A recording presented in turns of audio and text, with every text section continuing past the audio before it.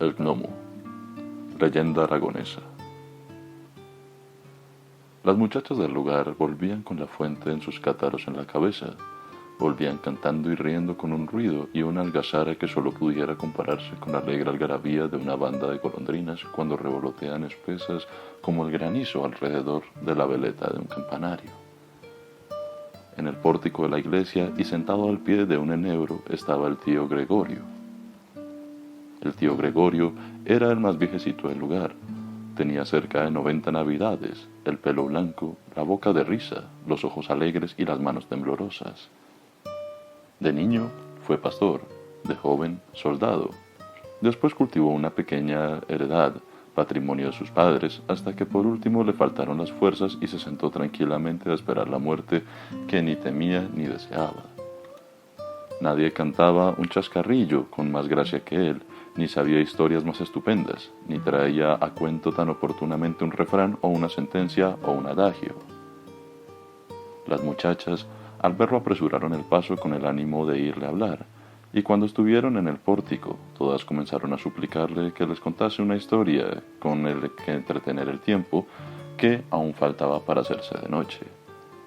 Que no era mucho, pues el sol poniente había en el solsayo de la tierra y las sombras de los montes se dilataban, por momentos digamos, a lo largo de una llanura. El tío Gregorio escuchó sonriendo la petición de las muchachas, las cuales una vez obtenida la promesa de que le referiría alguna cosa, dejaran los cátaros en el suelo y sentándose a su alrededor formaron un corro, en cuyo centro quedó el viejecito que comenzó a hablarles de esta manera. No os contaré una historia, porque recuerdo algunas en este momento. Atañen a cosas tan graves que ni vosotras, que sois unas locuelas, me prestarías atención para escucharlas, ni a mí, por lo avanzado de la tarde, me quedaría espacio para referirlas. Os daré en su lugar un consejo. ¿Un consejo?, exclamaron las muchachas con un aire visible de mal humor. Bah, eso no es para oír consejos, para lo que hemos venido y en lo que nos hemos detenido. Cuando nos haga falta, ya nos los dará el señor cura.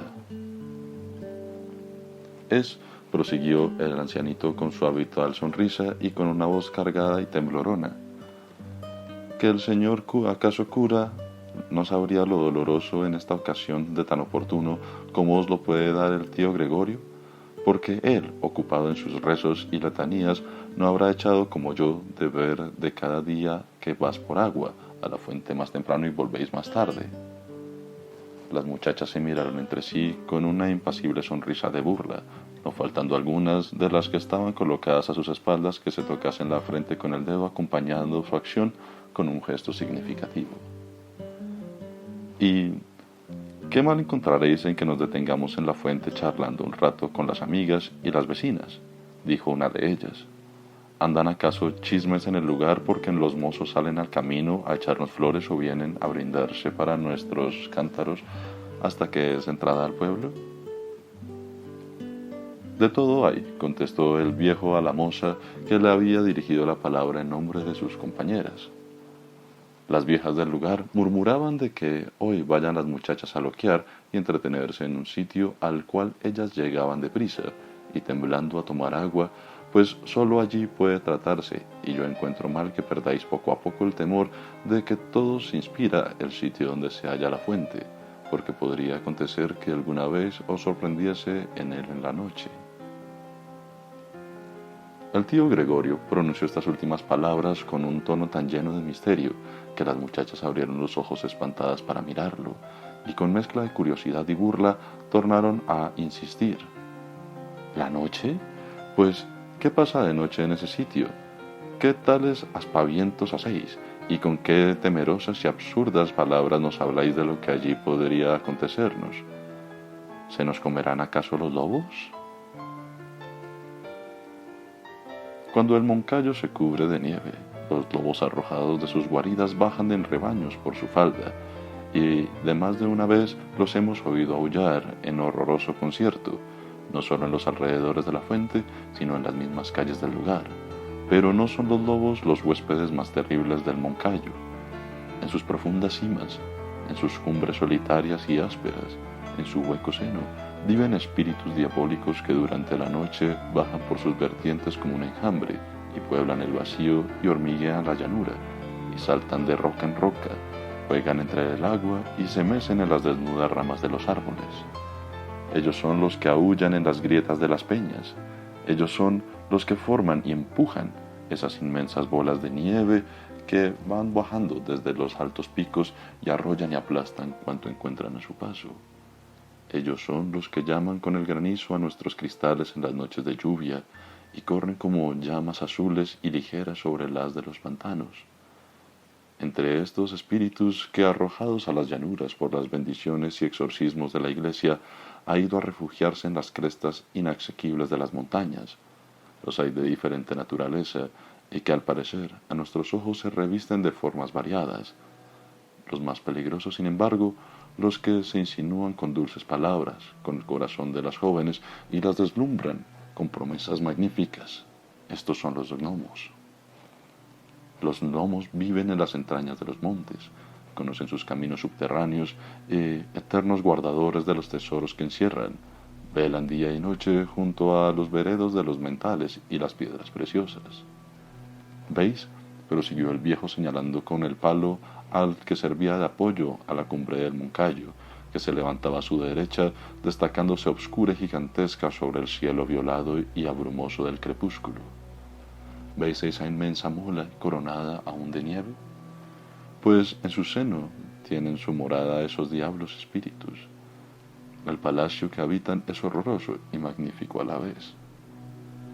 Hace muchos años que un pastor, siguiendo a una res extraviada, penetró por la boca de una de esas cuevas, cuyas entradas cubren espesos montarrales, cuyo fin no ha visto ninguno. Cuando volvió al lugar estaba pálido como la muerte. Había sorprendido el secreto a los gnomos, había respirado su envenenada atmósfera y pagó su atrevimiento con la vida, pero antes de morir refirió cosas estupendas. Andando por aquella caverna adelante había encontrado al fin unas galerías subterráneas e inmensas, alumbradas con un resplandor dudoso y fantástico, producido por las fosforescencias de las rocas, semejantes allí a grandes pedazos de cristales, acuajados por más de 1000 formas caprichosas y extrañas.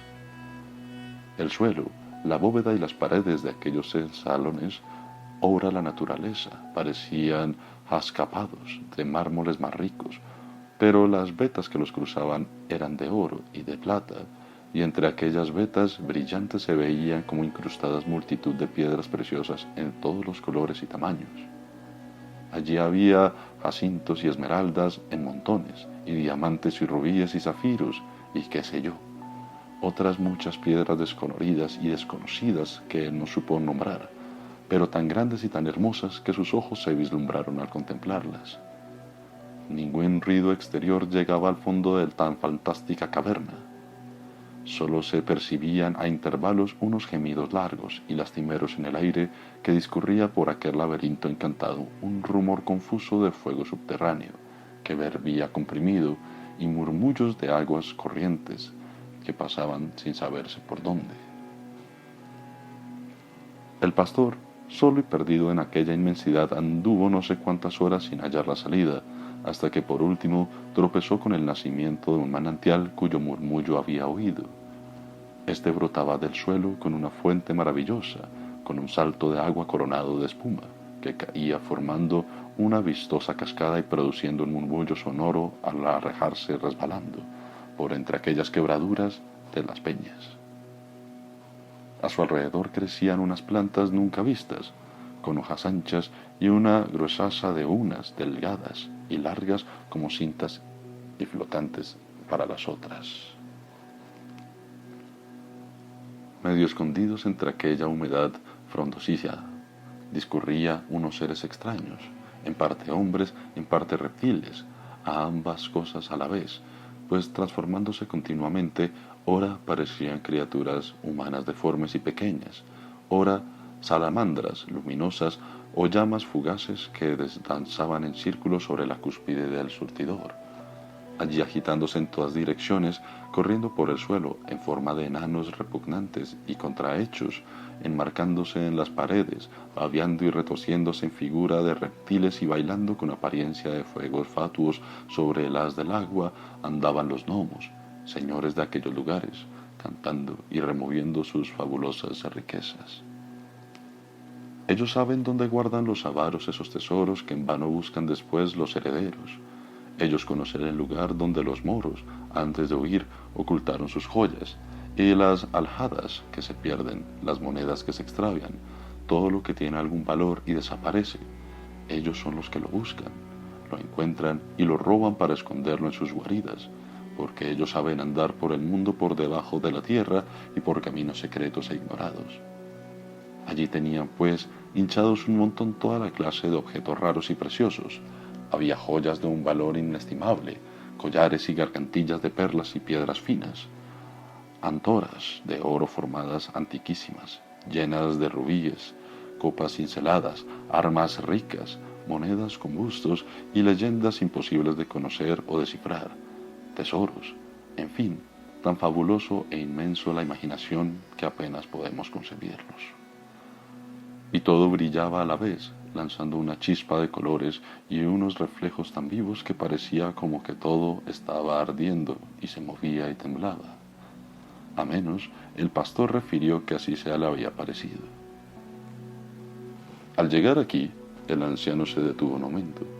Las muchachas, que comenzaron a ir la relación del tío Gregorio con una sonrisa de burla, guardaban entonces un profundo silencio, esperando a que continuase con los ojos espantados, los labios ligeramente entreabiertos y la curiosidad y el interés pintados en el rostro.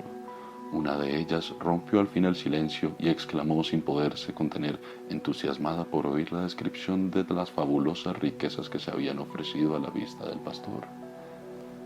¿Y qué? ¿No se trajo nada de aquello? Nada, contestó el tío Gregorio. ¡Qué tonto!, exclamaron en coro las muchachas. El cielo lo ayudó en aquel trance, prosiguió el anciano, pues en aquel momento en el que la avaricia que a todo se sobrepone comenzaba a disipar su miedo, y alucinando a la vista de aquellas joyas de las cuales una sola bastaría para hacerlo poderoso, el pastor iba a apoderarse de algunas, dice que oyó maravillosos en el suceso, oyó claro y distinto en aquellas profundidades, y a pesar de las carcajadas de las voces de los gnomos, del hervidero del fuego subterráneo, del rumor de las aguas corrientes y de los lamentos del aire, oyó, digo, como si estuviese al pie de la colina que se encuentra, el clamor de la campana que hay en la ermita de Nuestra Señora de Moncayo.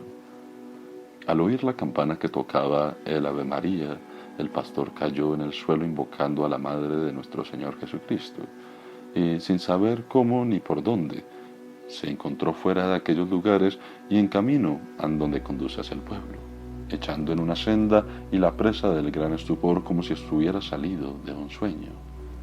Desde entonces se explicó todo el mundo por qué la fuente del lugar trae a veces entre sus aguas como un polvo finísimo de oro, y cuando llega la noche, el rumor que produce que se oyen palabras confusas, palabras engañosas, migue con el sentido de los gnomos que se infancionan con el nacimiento, que procuran seducir a los incautos que les parecen oídos, prometiéndoles riquezas y tesoros que han de ser de su condenación. Cuando el tío Gregorio llegaba a este punto de la historia, ya la noche había entrado y la campana de la iglesia comenzó a tocar las oraciones. Las muchachas se persinaron devotamente, murmuraron un Ave María en voz baja y después de despedirse del tío Gregorio, que les tornó a aconsejar que no perdieran el tiempo en la fuente, cada cual tomó su cántaro y todas juntas salieron silenciosas y procuraban el atrio de la iglesia. Ya lejos del sitio en que encontraron al viejecito, y cuando estuvieron en la plaza del lugar donde habían de separarse, exclamó la más resuelta y decidida de ellas: ¿Vosotras creéis algo de las tonterías que nos ha dicho el tío Gregorio? Yo no, dijo una. Yo tampoco, exclamó la otra. Ni yo, repitieron las demás, burlándose con risas de su credulidad de un momento. El grupo de mozuelas se disolvió, alejándose cada cual de unos extremos de la plaza.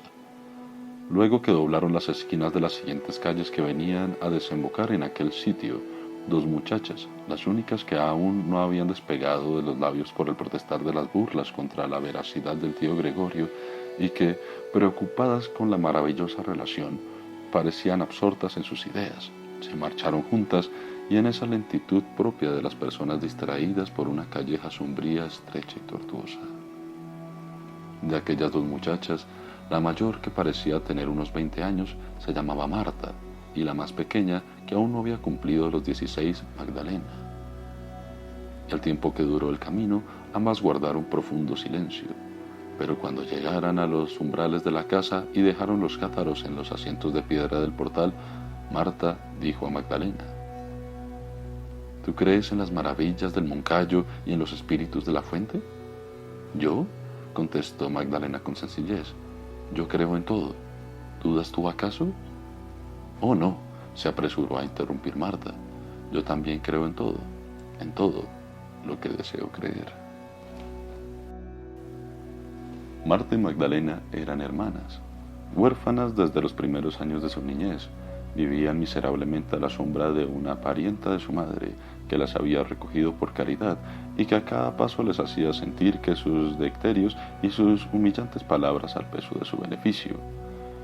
Todo parecía contribuir a que se estrechasen los lazos del cariño de aquellas dos almas hermanas, no solo por el vínculo de sangre, sino por el de la miseria y el sufrimiento. Y sin embargo, entre Marta y Magdalena existía una sorda emulación, una secreta empatía que sólo pudiera explicar el estudio de sus caracteres en tan absoluta contraposición de sus tipos. Marta era altiva, vehemente en sus inclinaciones y era en la rudeza salvaje en la expresión de sus afectos. No sabía ni reír ni llorar, y por eso no había llorado ni reído nunca. Magdalena, por el contrario, era humilde, amante y bondadosa, y en más de una ocasión se la vio llorar y reír a la vez como los niños.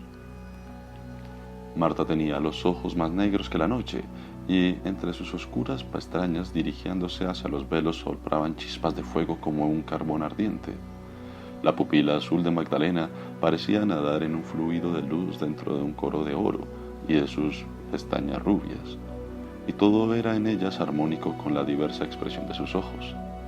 Marta, enjuta de canes, quebraba de color, de estatura esbelta, movimientos rígidos y cabellos crespos y oscuros que sobrebeaban su frente y caían por sus hombros como un manto de terciopelo. Formaban un singular contraste con Magdalena, blanca, rosada, pequeña, infantil en su fisonomía y en sus formas, como unas tensadas rubias que rodeaban sus sienes, semejantes al nimbo dorado de la cabeza de un ángel. A pesar de la inexplicable repulsión que sentían la una por la otra, las dos hermanas habían vivido hasta entonces en una especie de indiferencia que hubiera podido confundirse a la paz y al afecto. No habían tenido caricias que disputarse, ni preferencias que envidiar, iguales en la desgracia y el dolor. Marta se había encerrado para sufrir en un egoísta y altivo silencio, y Magdalena, encontrando seco el corazón de su hermana, lloraba cuando las lágrimas se agolpaban involuntariamente en sus ojos. Ningún sentimiento era común en ellas. Nunca se confiaron sus alegrías y pesares, y sin embargo, el único secreto que procuraban esconder en lo más profundo del corazón se lo habían adivinado mutuamente, con ese instinto maravilloso de la mujer enamorada y celosa. Marta y Magdalena tenían efectivamente puestos sus ojos en un mismo hombre. La pasión de la una era el deseo tenaz, hijo de un carácter indomable y voluntarioso. En la otra, el cariño se parecía a esa vaga y espontánea ternura de la adolescencia, que necesitando un objeto al que emplearse, ama el primero que se ofrece a su vista. Ambas guardaban el secreto de su amor, porque el hombre que lo había inspirado tal vez hubiera hecho mofa del cariño que se podía interpretar como una ambición absurda en muchas muchachas plebeyas y miserables. Ambas, a pesar de la distancia que las separaba del objeto de su pasión, alimentaban una esperanza remota de poseerlo. Cerca del lugar y sobre el alto que dominaba los contornos había un antiguo castillo abandonado por sus dueños. Las viejas, en las noches de la velada, referían una historia llena de maravillas acerca de sus fundadores. Cantaban que hallándose el rey de Aragón en guerra con sus enemigos, agotados ya en sus recursos, abandonó de sus parciales y próximo a perder el trono, se le presentó un día una pastorcita de aquella monarca, y después de revelarle la existencia de unos subterráneos por donde podía atravesar el Moncayo sin que se apercibiesen sus enemigos, le dio un tesoro de perlas finas, riquísimas piedras preciosas y barras de oro y plata.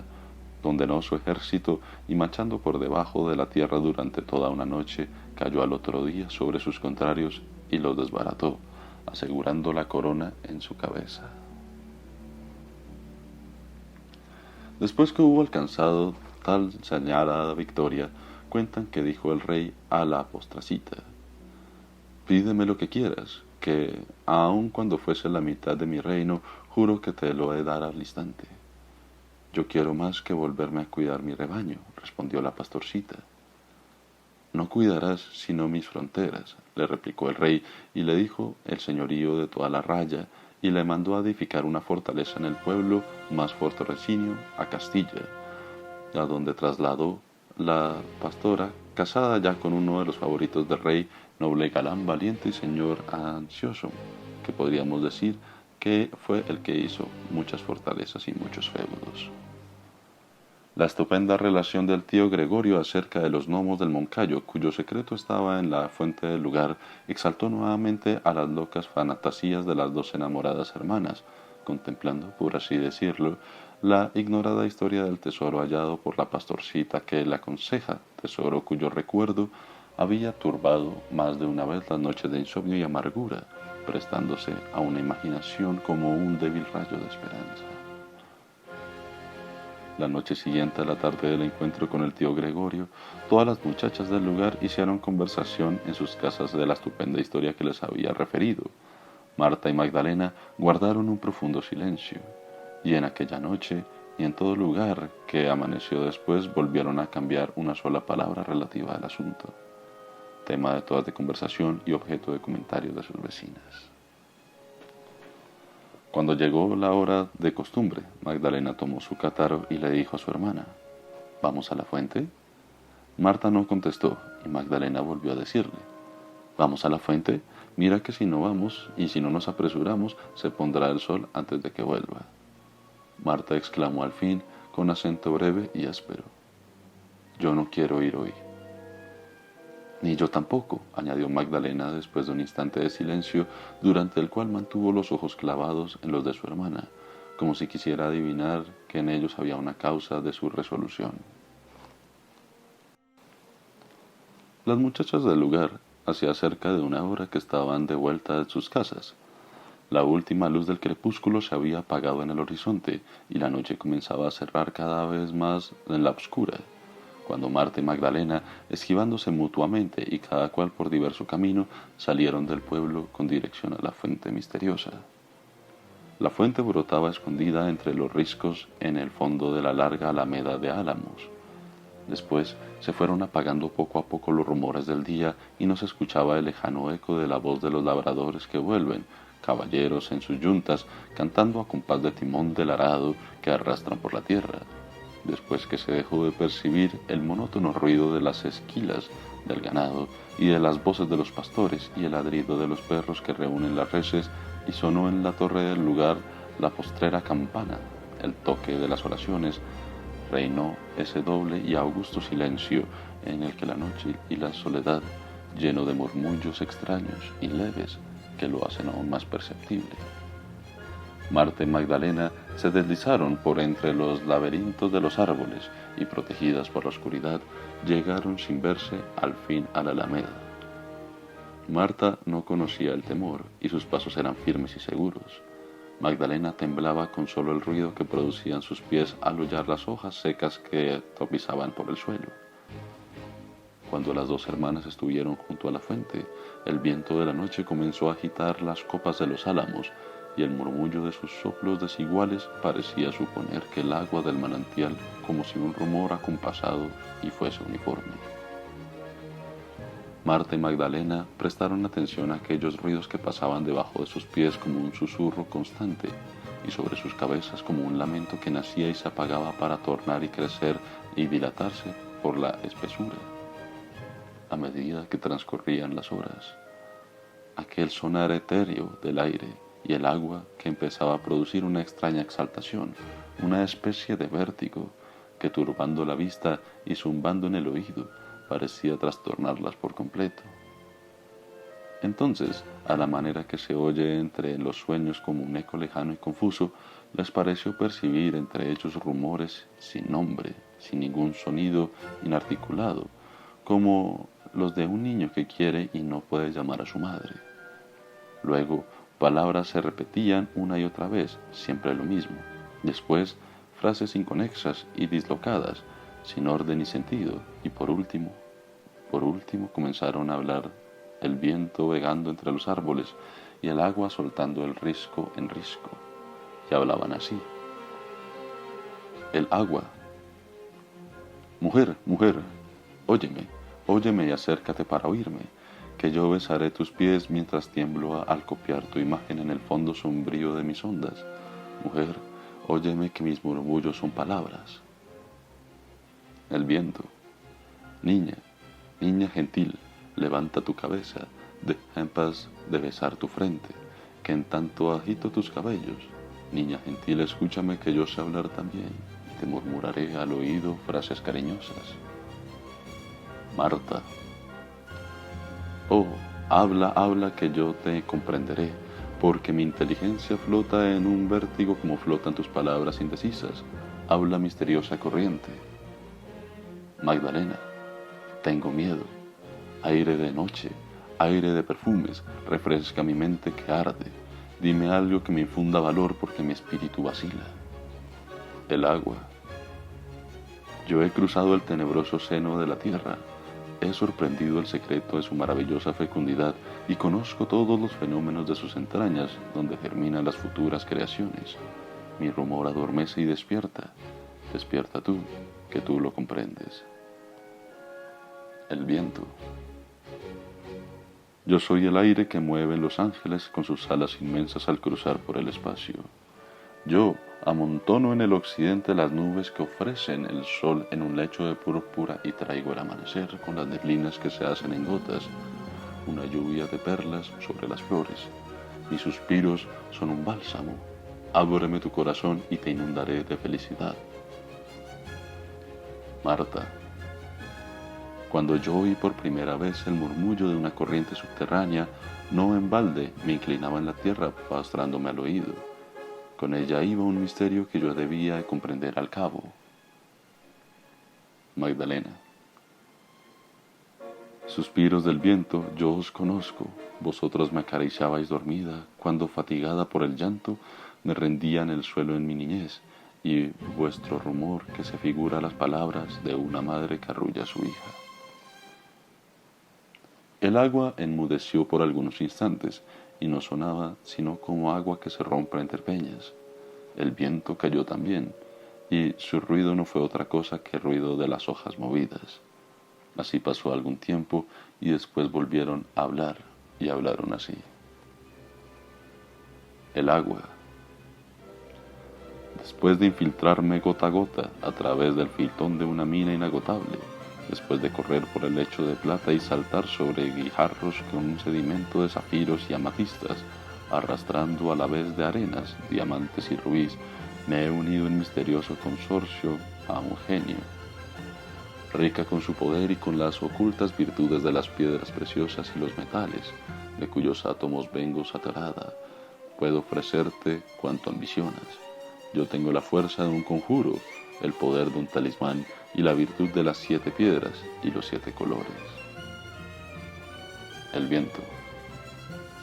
Yo vengo de vagar por la llanura, y como la oveja que vuelve a la colmena de un botín de perfumadas mieles, traigo suspiros de mujer, plegarias de niño, plegarias de casto amor y aromas de nardos y esquenas silvestres. Yo he recogido a mi paso más que perfumes y ecos de armonías. Mis tesoros son inmateriales, pero ellos dan la paz del alma y la vaga felicidad de los sueños virtuosos.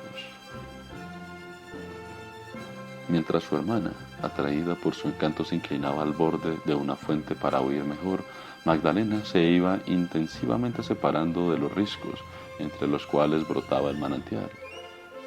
Ambas tenían sus ojos fijados, la una en el fondo de las aguas y la otra en el fondo del cielo.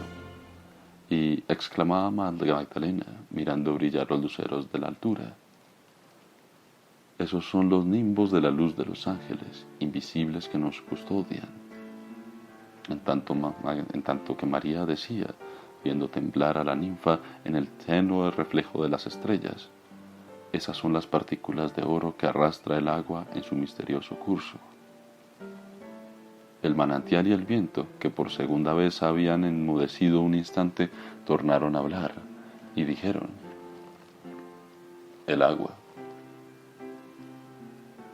Remonta mi corriente, desnúdate del temor como de una vestidura grosera, y osa traspasar los umbrales de lo desconocido. Yo he adivinado que tu espíritu es de la esencia de los espíritus superiores. La envidia te habrá arrojado tal vez del cielo, pero revolcarte de lodo en la miseria. Yo veo, sin embargo, en tu frente sombría un sello de altivez que te hace digna de nosotros, espíritus fuertes y libres. Ven, yo te voy a enseñar palabras mágicas de tal virtud que al pronunciarlas abrirán las rocas y te brindarán con los diamantes que están en su seno, como las perlas en las conchas que sacan del fondo del mar los pescadores. Ven, te daré tesoros para que vivas feliz, y más tarde, cuando se quiebre la cárcel que lo aprisiona, tu espíritu se asimilará a los nuestros, que son espíritus hermanos, y todos confundidos seremos la fuerza motora, el rayo vital de la creación, que circula como un fluido por sus arterias subterráneas. El viento. El agua lame la tierra y vive en el cielo. Yo discurro por las regiones etéreas y vuelo en el espacio sin límites. Sigue los movimientos de tu corazón, deja que tu alma suba como la llama y los azules espirales del humo. Desdichado el que teniendo alas descienda a las profundidades para buscar el oro, pudiendo remontarse a la altura para encontrar amor y sentimiento. Vive obscura en la violenta, pero además que es algo como violeta, que yo te traeré un beso fecundo de germen viviente de otra flor hermana tuya, y regresaré a las nieblas para que no falte un rayo de sol que ilumine la alegría. Vive obscura, vive ignorada, que cuando tu espíritu se desate, yo lo subiré a las regiones de la luz en una nube roja. Callaron el viento y el agua, y apareció el gnomo. El gnomo era como un hombrecillo transparente, una especie de enano de luz semejante a un fuego fatuo, que se reía a carcajadas sin ruido y saltaba de peña en peña y mareaba con su vertiginosa movilidad. Unas veces se sumergía en el agua y continuaba brillando en el fondo como una joya de piedras de 1000 colores. Otra salía a la superficie y agitaba los pies y las manos, y sacudía la cabeza a un lado a otro con una rapidez que tocaba en prodigio. Marta vio al gnomo y le estuvo siguiendo con la vista extraviada en todas sus extravagantes evoluciones, y cuando el diabólico espíritu se lanzó al fin por entre los escombrizales del moncayo, como una llama que corre, agitando su cabellera de chispas, sintió una especie de atracción irresistible y siguió tras él con una carrera frenética. Magdalena, decía tanto el aire que se alejaba lentamente, y Magdalena, paso a paso como una sonámbula guiada por el suelo de unas amigas, siguió tras la ráfaga que iba suspirando por la llanura. Después todo quedó otra vez en silencio a la oscura alameda, y el viento y el agua sumergieron y siguieron resonando con los murmullos y los rumores de siempre. Magdalena tornó al lugar de partida y llena de asombro. A Marta la esperaron en vano toda la noche. Cuando llegó la tarde del otro día, las muchachas encontraron un cántaro roto al borde de la fuente de la Alameda. En el cántaro de Marta, de la cual nunca volvió a saberse desde entonces qué había pasado. Y entonces las muchachas del lugar van por agua tan temprano que madrugan con el sol. Algunas me han asegurado que la noche ha oído más de una ocasión el llanto de Marta, cuyo espíritu vive aprisionado de la fuente. Yo no sé qué crédito dar a la última parte de la historia, porque la verdad es que desde entonces ninguno se ha atrevido a penetrar para oírla en la alameda después del toque del Ave María.